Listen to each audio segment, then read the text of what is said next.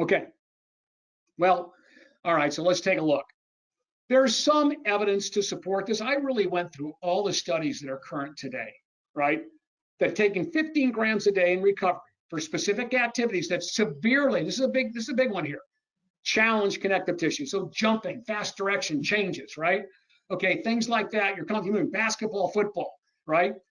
And these would obviously, they attenuate, that this supplement can actually attenuate the performance decrements, okay, that definitely happen. And that might help reduce the risk of injury, especially with people with multiple playing days on a regular basis. So it's possible.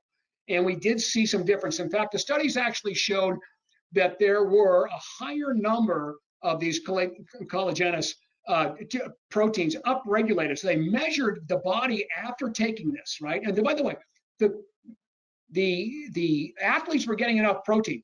They didn't compare this to whey. They always compare it to placebo, which is okay. I'll get to the other part later.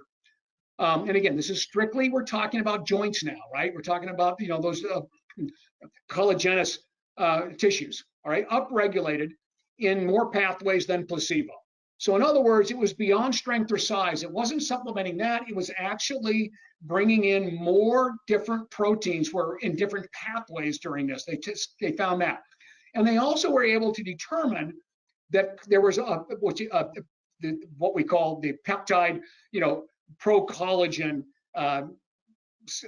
biomarker that can tell us how much collagen synthesis is going on.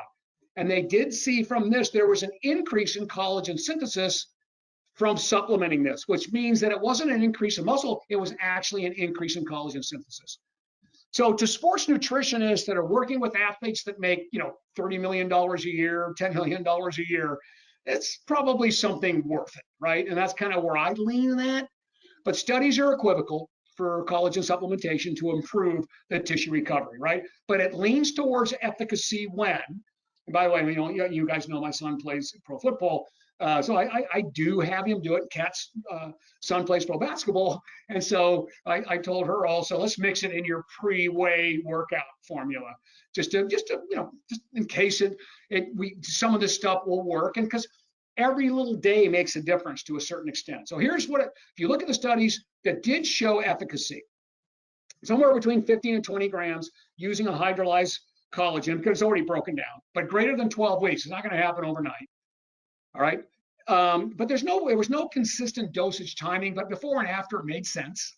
Before and after the workout. So just put it in your pre and put it in your post. And we didn't see any, all the studies that showed positive, they used jumping motions, right? So used in challenging jumping and running change of directions, right? Reactive power of tendons and so forth. All right. And probably more effective with vitamin C. So we don't have to worry about with our athletes. We won't even work with an athlete and unless they're taking a complete multivitamin mineral. So you shouldn't have to worry about that with the people you work with. But it does show that vitamin C does make it work, because obviously you can't even make collagen without vitamin C. And you make a lot less of it if you don't have enough vitamin C, which is why that's more important than even a collagen supplement for anything. Okay, so that's it. So many of the argument would be, could you handle this with whey? And no one's really kind of tested the two against collagen supplementation. So the individual diet may really depend on the efficacy of it at the end of the day.